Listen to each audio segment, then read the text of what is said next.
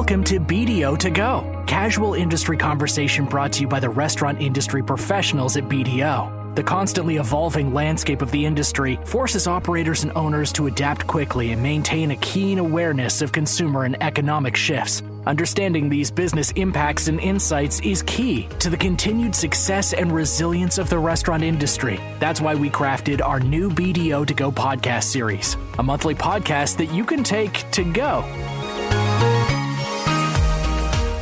Welcome back, and thank you for joining us for another episode of BDO To Go.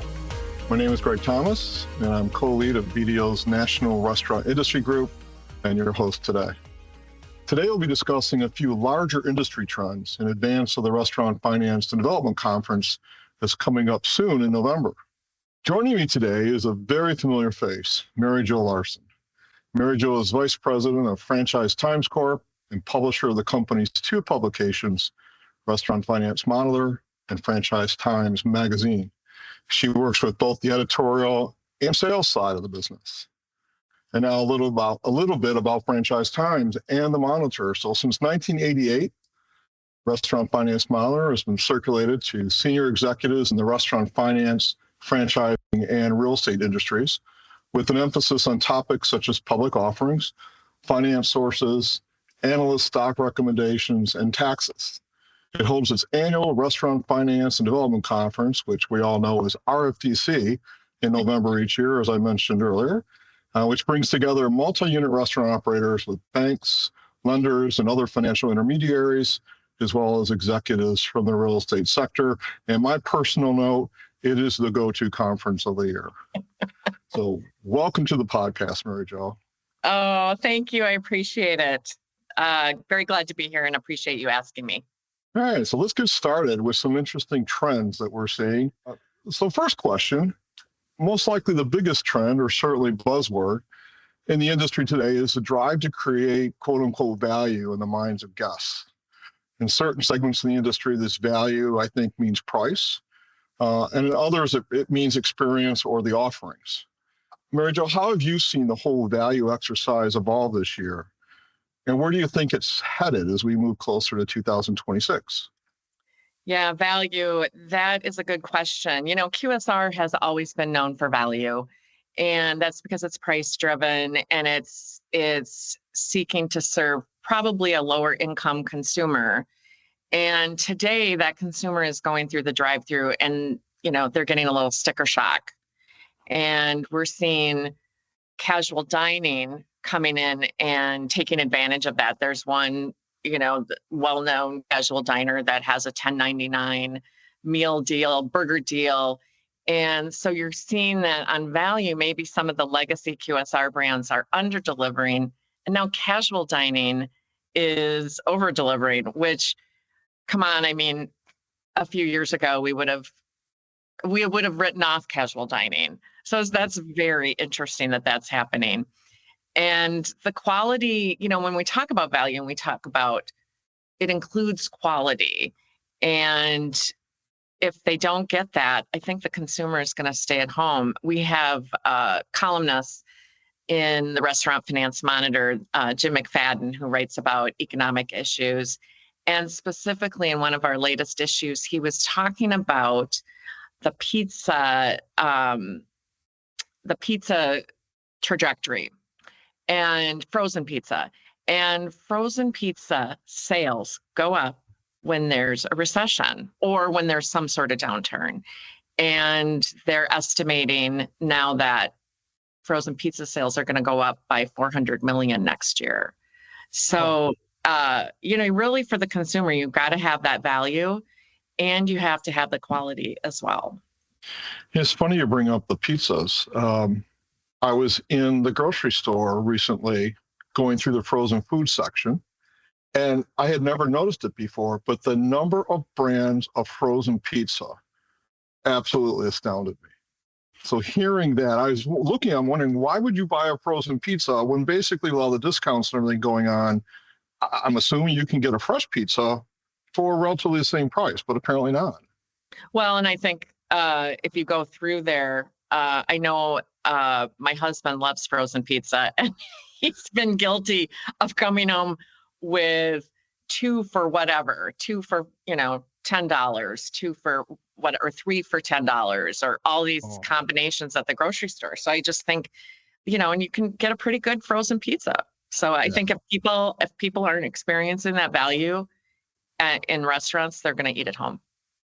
I was just talking with a client yesterday that's CEO of a kind of a quasi fast casual QSR concept. And he was trying to make the case that, his demographic, his guests are really in that 50%, the 50% and below, right? And maybe the bottom 25% have fallen out of the restaurant space right now. But he was trying to contend that, they've all been driven to third-party delivery.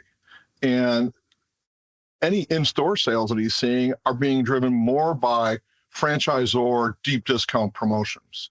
So it almost seems to me now that the whole term value is in a certain part of the population, it should just be replaced by discount. But I mean, what do you think about that? Well, I think discounting is hard for franchisees. We can drive traffic all we want, and that's great for the franchisor, but not so great for franchisees if they're not going to make any money and their costs are up. So it's hard. And so do you think you're going to continue to see this trend, this discounting, this move to third-party delivery, and then, like you said, maybe the switch off to more frozen foods or in grocery store foods? Do you think that's going to continue into 2026, or is it highly dependent on what happens with the recession or stock market or the interest rates? I think we're going to continue to see that value. I think even if interest rates are lowered, I think that's going to maybe put a little bit more money in the pocket of consumers. But I think the value, they're still going to expect value. They've had sticker shock for a while now. Yeah, they certainly have. And it was interesting to see that real wage growth or household income growth for the first time in a long time in July exceeded the inflation index. So hopefully that's something that we see continue. Yes. Well, let's move on. So, I think there's a trend that we've all picked up on that continues to flourish, and that's the growing number of multi-unit, multi-brand operators. And I know you didn't coin the term, but it's the first time I'd heard it when we talked previously, MUMBOs. And I looked at, one of the top 200 publications recently, and 62% of the top 200 restaurant franchisees are MUMBOs. With most of the top 20 owning 3 or more brands. And that, I hadn't really looked at that before, but that really kind of surprised me because that 62%, it's not just 3 brands, it's 4, 5, 6, and 7 brands. And one of the recent groups that we talked to has 18 brands, which is insane.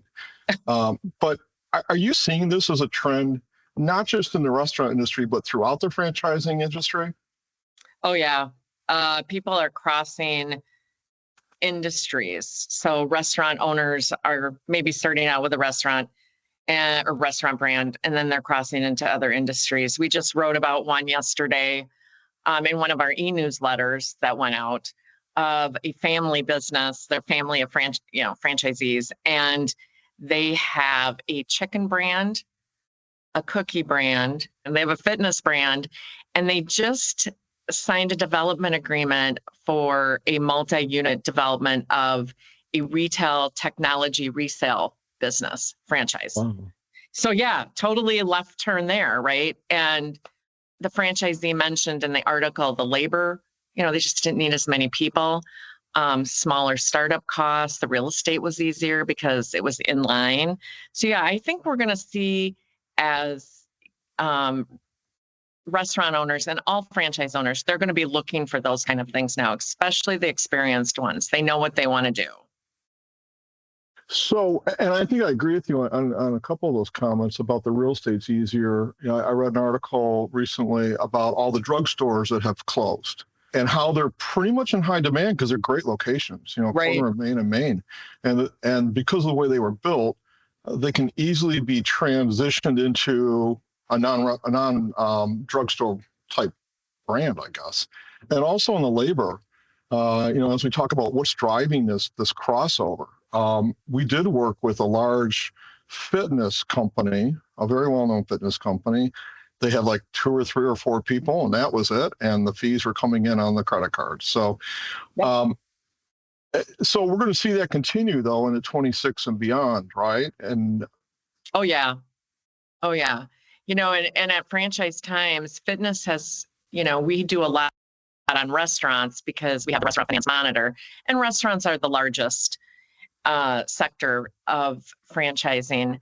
But we're starting to really make a push into fitness and covering fitness more in fitness finance.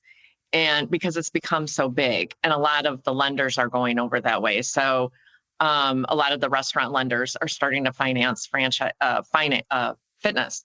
And so these franchisees have access to capital too.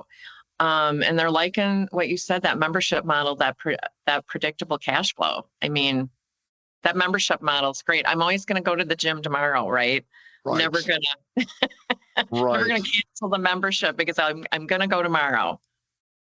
Do you think that these franchisees, these operators, are following their consumer, their guest, in other areas of their life?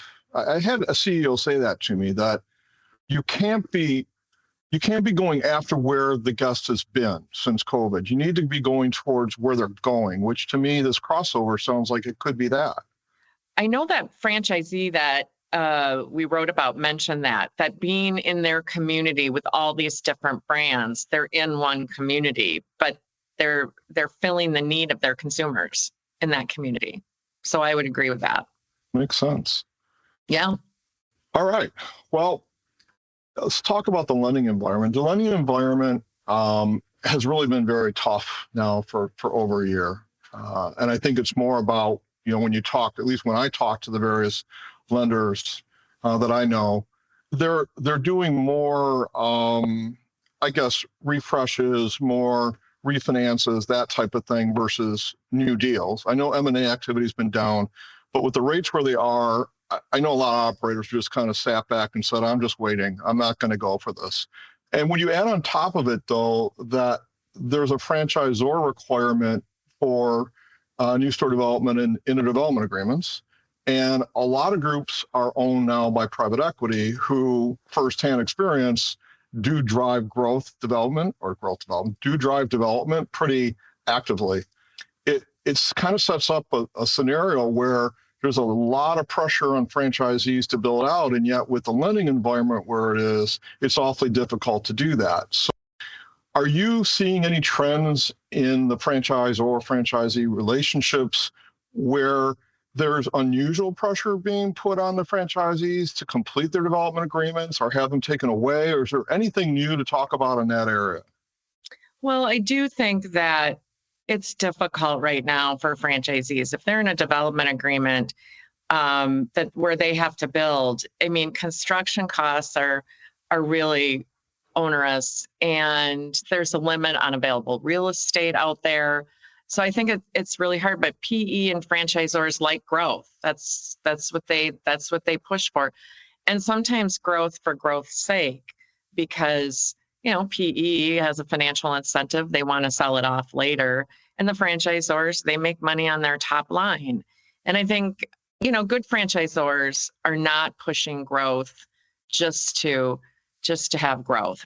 I had mentioned to you that I had talked to this CFO of a very under the radar coffee chain, who, when I say under the radar, there's a lot of press about some of these other up and coming brands. And this is one that you just don't hear about that often, but their AUVs are really good. And they were trying to help the owner and the founder with an exit. And so they went to PE and some PE firms and talked to them. And the CFO told me, they wanted them to grow faster than they were growing at the time. And then also they wanted to have them charge their franchisees more fees to make money or to offset costs. And they finally declined going with private equity, and they went another way because they didn't want to charge their franchisees more fees. And the rate of growth, opening a few a year was fine. And they liked that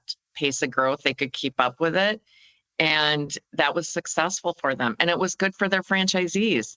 They didn't want to rock the boat with their franchisees. The franchisees were making money. So I think franchisors, the good ones, are looking to make sure that their franchisees can do that growth without having it be tough on their bottom line. I think I'd echo that, as well as noting that there are a number of franchisors out there that I've heard about or experienced with some of our client base that are being more amenable to development agreements, understanding the situation we're in right now. So yeah, I think that if you see one that's really pressing the gas on trying to get development going, it's a huge warning sign. So, okay. Well, another trend that we've certainly seen over the last couple of years is a proliferation of small box concepts, most notably in the coffee segment, as you just mentioned, where I was surprised to read this. We now have 25 coffee brands, at least brands that have been identified in the top 500. We've seen many established brands experiment with drive-up only or reduced seating layouts, trying to position in the fast casual space. Do you think these brands are reacting to market shifts or other environmental changes? And then what strategies are you seeing these new entrants using to gain traction? Yes, I think that they're responding to a variety of things. So first of all, the consumer wants fast. And if we're looking at these coffee chains, their market is a lot of time Gen Z, maybe some millennials and younger millennials and Gen Z, and they want things fast. They want things different. They like different and new and exciting. And I want it different. I want it fast. I want it cool. They're maximizing that drive-through. So you can get through there. Somebody was telling me in one of the coffee chains they went through and it was under a minute to get their order. So that was amazing. And there's a hamburger player out there right now that has a similar layout, and they're bringing in those containers on some of them. And so that's the answer to high construction costs and real estate. You put the pad on and then you just bring the container in. And so think of all the construction costs you're saving, the time to open, which is, time is money when you're trying to open a spot. So they're responding to that. And I think it's really creative and it's working for them. Well, let's see where we are 2, 3, 4, 5 years from now, and whether this is just a fad, and hopefully not the death of casual dining going forward. But it just seems like everybody wants to get into these drive-up only, or walk-up only. In certain parts of the country, the weather supports that. I know the one you're talking about. I don't think they had a covered patio necessarily built into their footprint yet. But up here in Detroit, where it kind of gets cold, it would be kind of difficult, but I'm sure they'll solve that. So, yeah. All right. Well, one more question before we wrap it up. And this is something that I've certainly been seeing more and more of this year, and that's international players. We're seeing more and more international brands, and not just from, let's say, the UK or English-speaking countries. And we're seeing it from South America. I think I saw one from Portugal. I saw a coffee shop from South America, which was interesting. But these international brands seeking to enter the U.S. market, and they might have a number of stores of a different brand or the same brand in their home countries, and they're seeing the U.S. market is I think, pretty ripe. So I don't know if you're seeing the same thing too, Mary Jo, but if you are, what do you think is driving this, particularly in the chicken segment, to come to the U.S.? Yeah, I think basically, as far as chicken goes, they're seeing the success that these chicken brands are having, the US-based chicken brands are having here. And I think that that's easy. Let's go there. People like chicken. As far as the other brands go, I think basically they have a built-in consumer who are used to franchise brands. They're accepting of it. And I think people want and seek different. Again, as we were talking about, we all want to try something new and different. And I think that's what they're bringing to the table. Very interesting. I'll have to watch how that plays out here. And I'm not sure if that's a topic at all at RFGC, but I'll be listening. So, well, Mary Jo, thank you for joining me today. It's always great to catch up with you and chat about trends in the industry and just chat about the industry in general. So yeah, it was great. Looking forward to seeing you live in Vegas in 2 months. Anything else you want to add? I don't think so, but really appreciate you having me today. Really fun. Enjoyed it. And to our listeners, I hope that you found some opportunities in our conversation and the great insights that Mary Jo brings to the world of franchising and restaurants. As always, feel free to contact us with any questions that you might have. And until next time, cheers. Thank you for listening to BDO To Go. Past episodes and related insights are available at bdo.com/BDO To Go. Or you can go to iTunes or Spotify to rate, review, share, or subscribe to this podcast. The views expressed by our guests do not necessarily reflect the views of BDO. For more information on BDO's restaurant industry practice and the resources we provide, visit www.bdo.com/restaurants.